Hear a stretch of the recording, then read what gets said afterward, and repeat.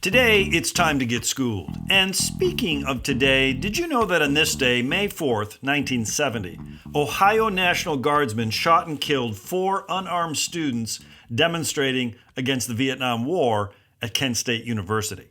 The anti-war movement was not silenced, but energized by the tragedy. Student protests erupted throughout the world. 450 colleges and universities temporarily closed. Kent State closed for 6 weeks. 100,000 marched on Washington, D.C. President Nixon was taken out of town for his safety.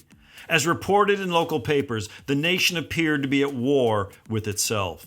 Often overlooked was an event just 10 days later at Jackson State University, an historically black college. 2 student demonstrators there were shot and killed by Jackson State police.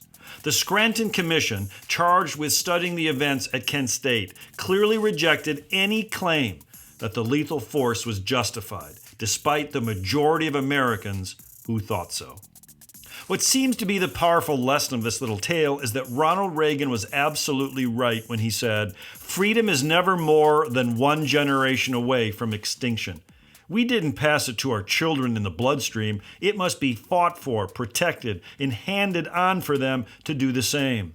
Or one day we will spend our sunset years telling our children and our children's children what it was once like in the United States where men were free. Listen to that again. Freedom is never more than one generation away from extinction. Political apathy is difficult to measure, but a growing segment of our population feels alienated and marginalized. A recent study found nearly 50% of us are interested bystanders. We pay attention but do not voice our opinions. This may include not voting. We must do better. We must find ways to increase our political efficacy. We must assure all citizens that their voice matters.